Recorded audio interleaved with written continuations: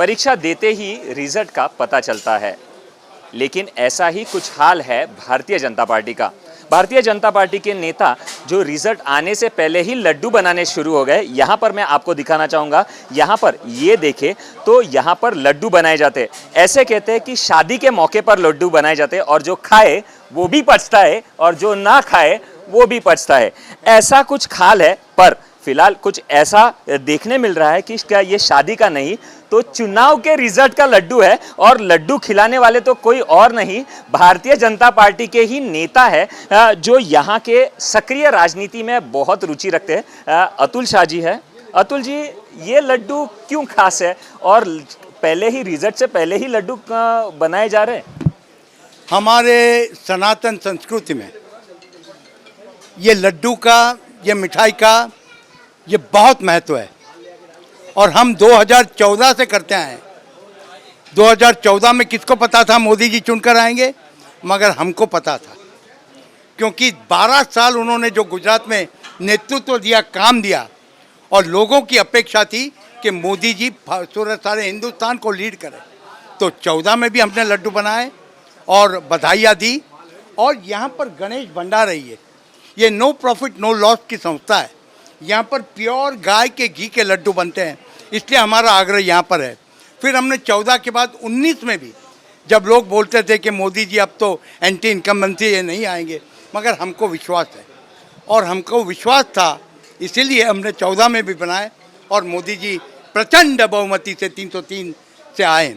और अभी इस बार भी ये जो एग्जिट पोल के आंकड़े तो पॉजिटिव है ही हैं, मगर हमको भी पता है क्योंकि हमने ग्राउंड में काम किया है। बीजेपी का नेता गली से लेकर दिल्ली तक, हम गली के नेता है, हमको पता है लोगों की आंखों में क्या है और हमने उनका काम किया है। आपको ये बता दूं कि मैंने 85,000 वैक्सीनेशन दिए थे इसी माधोबाग में, आपको पता, 18 महीना। तो ये लोग काम देखकर, अब ये हो गया बहुत दिन आपने, you can fool some people some time but not all people all time. You have to deliver.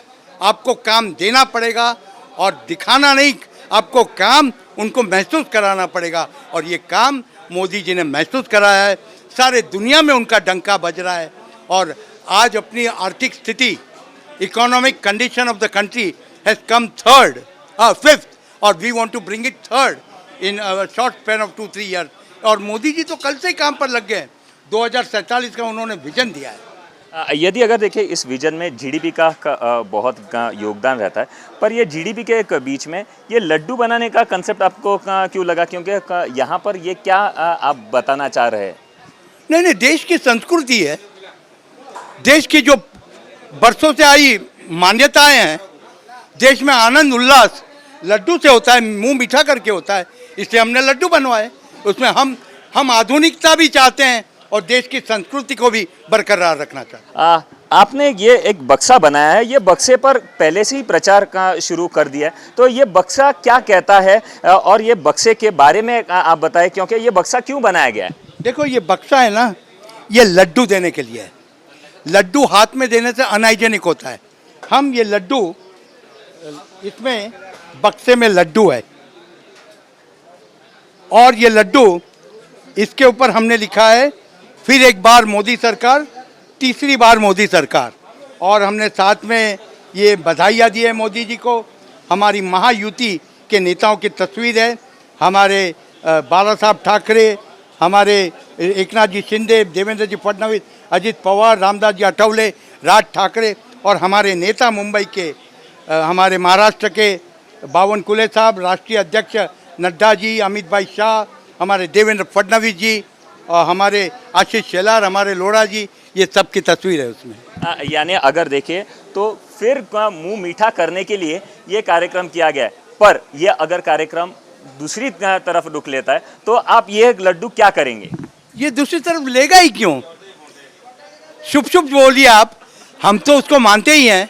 और मैं तो इतना कहूँगा, आपके जो एग्जिट पोल के आंकड़े हैं ना, उससे भी ज़्यादा बढ़कर हम 400 की तरह पहुँच रहे हैं। अब की बार 400 पार, अब की बार 400 पार। यानी इनका उत्साह इतना है कि ये पहले से ही जानते हैं कि अब की बार 400 पार, पर ये आंकड़े का जो खेल होगा उसमें ही ये बता पाएंगे कि आखिरकार कौन होगा भारत का पंतप्रधान।